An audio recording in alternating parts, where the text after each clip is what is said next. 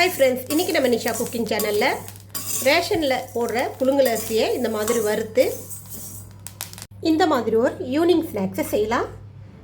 பொரி அரிசி உருண்டை நல்லா சத்தானது. ஈவினிங் டைமில் ஸ்கூல் விட்டு குழந்தைங்க வரும்போது ஒரு 2 உருண்டைகள் வச்சு கொடுத்தாலே நல்லா ஃபுல்ஃபில் ஆயிரும். நல்லா ஹெல்த்தியானது. குழந்தைங்க மட்டும் இல்லை, பெரியவங்களும் விரும்பி சாப்பிடுவாங்க. ஏன்னா இது வந்து 80s 90s கிட்ஸோட evening time snacks. வாங்க இது எப்படி செய்யலாம்னு பார்க்கலாம். அதுக்கு முன்னாடி எங்கள் சேனல் லைக் பண்ணுங்கள், ஷேர் பண்ணுங்கள், சப்ஸ்கிரைப் பண்ணுங்கள், கமெண்ட் பண்ணுங்கள். ரேஷனில் வாங்கின புழுங்கல் அரிசி இதை நல்லா 4-5 தடவை நல்லா அலசிட்டு 1 மணி நேரம் ஊற வச்சு தண்ணி நல்லா வடிகட்டி நல்லா நிழலில் காய வச்சு எடுத்துக்குங்க. இதை நான் அலசி ஊற வச்சு காய வச்சு எடுத்து வச்சுருக்க அரிசி. ஸோ அந்த வீடியோலாம் நான் எடுக்க முடியல. பொரி அரிசியாக வறுத்து எடுத்துக்கலாம்.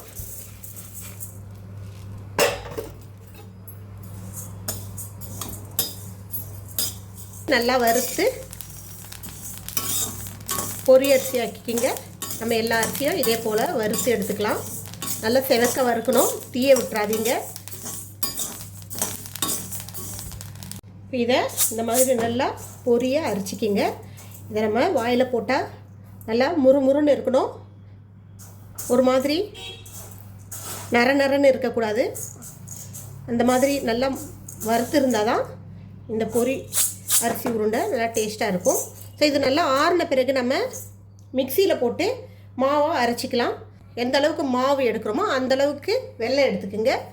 இப்போ இந்த வெல்லத்தில் தண்ணி ஊற்றி கரைச்சிக்கலாம்.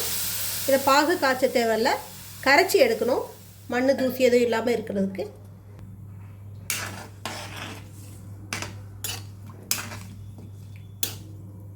இந்த பொரி அரிசி மாவு மிக்சியில் அரைச்சி எடுத்துக்கிட்டேன். நான் கொஞ்சமாக ஒரு 1/2 கிலோ அரிசியில் செஞ்சதால் மிக்சியில் அரைச்சிக்கிட்டேன். கொஞ்சம் நிறைய மாவு நீங்கள் ரெடி பண்ணி வச்சுக்கிறதா இருந்தால் மிஷினில் கொடுத்து அரைச்சி ஒரு நல்ல ஏர்டைட் டப்பாவில், நல்லா ஈரம் இல்லாத சுத்தமான டப்பாவில் போட்டு வச்சுக்கலாம். தேவைப்படும் போது எடுத்து இது செஞ்சுக்கலாம்.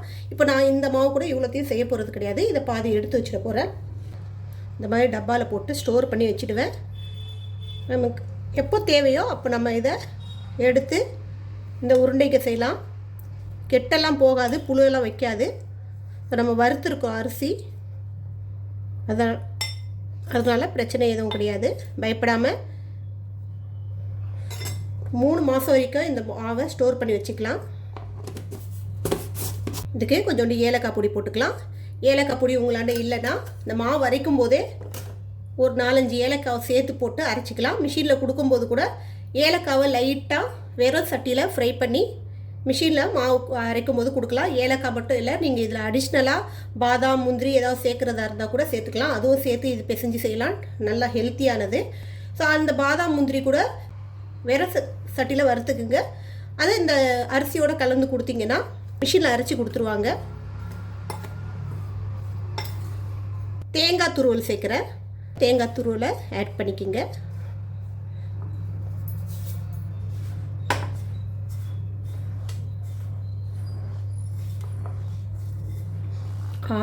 செம்மையாக மணக்குது. தேங்காய் போட்டு பிசைய ஆரம்பிக்கும் போதே அந்த அளவுக்கு மணமாக இருக்குது. இதை நாங்கள் சின்ன பிள்ளையில் ஸ்கூல் விட்டு வரும்போது எங்கள் அம்மா செஞ்சு கொடுப்பாங்க. மேக்ஸிமம் 80s 90s கிட்ஸ் எல்லாம் இதுதான் ஸ்நாக்ஸு. ஸோ எல்லார் வீட்லேயும் இது செய்வாங்க. பொரி அரிசியை வறுத்து மிஷினில் கொடுத்து நல்லா ஸ்டோர் பண்ணி வச்சுக்குவாங்க. நம்ம ஸ்கூலை விட்டு வரும்போது இது ரெடி பண்ணி வச்சுருப்பாங்க. வீட்டுக்குள்ளே வரும்போதே மனம் அப்படி இருக்கும், அப்போவே புரிஞ்சுக்குவோம். ஸோ நமக்கு வந்து இன்றைக்கி பொரி அரிசி உருண்டை செஞ்சுருக்காங்க சொல்லிட்டு. இப்போ இதில் இந்த நம்ம ரெடி பண்ண பாகை கொஞ்சம் கொஞ்சமாக போட்டு கையால் பிசைங்க. பாகு கொஞ்சம் நல்லா ஆறி இருக்கணும். அப்போ தான் நமக்கு வந்து பிசைகிறதுக்கு ஈஸியாக இருக்கும். இந்த உருண்டை அரிசி வந்து வறுக்கும் போதே காலி ஆகிடும். வீட்டில் பாதி அரிசி வந்து வறுக்கும் போதே எடுத்து சாப்பிட ஆரம்பிச்சிடும். அதுக்காகவே என்ன பண்ணுவாங்கன்னா, நாங்கள் ஸ்கூலுக்கு போன பிறகு தான் இந்த அரிசியை வறுப்பாங்க உட்காந்து.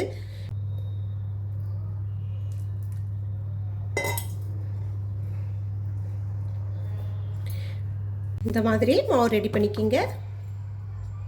இப்போ இதை கையில் கொஞ்சோண்டு நெய் தடவிட்டு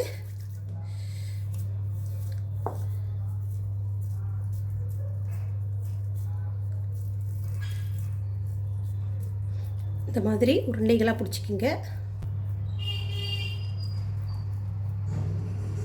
இது போல் பிடிக்கணும். இதே போல் உருண்டைகளை நம்ம பிடிச்சி ரெடி பண்ணிக்கலாம். அவ்வளோதான். இந்த மாதிரி லட்டு ஆட்டம் பிடிச்சிக்கிங்க உருண்டைகளை. இதை ஒரு 2 உருண்டை வச்சு குழந்தைங்க ஈவினிங் ஸ்கூல் விட்டு வச்சு கொடுத்தா கூட நல்லா ஃபுல்ஃபில் ஆகிடும். நல்லா ஹெல்த்தியானது. ஈவினிங் டைமில் ஒரு நல்ல ஸ்நாக்ஸு. குழந்தைங்க மட்டும் இல்லை, வீட்டில் இருக்கிற பெரியவங்களும் விரும்பி சாப்பிடுவாங்க. ஸோ ட்ரை பண்ணி பாருங்கள். இன்னொரு ரெசிபியோடு உங்களை சந்திக்க வரை உங்களிடம் விடைபெறுவது உங்கள் நிஷா. எங்கள் சேனல் லாஸ்ட் வரைக்கும் பார்த்தவங்க அனைவருக்கும் மிக்க நன்றி. பாய்.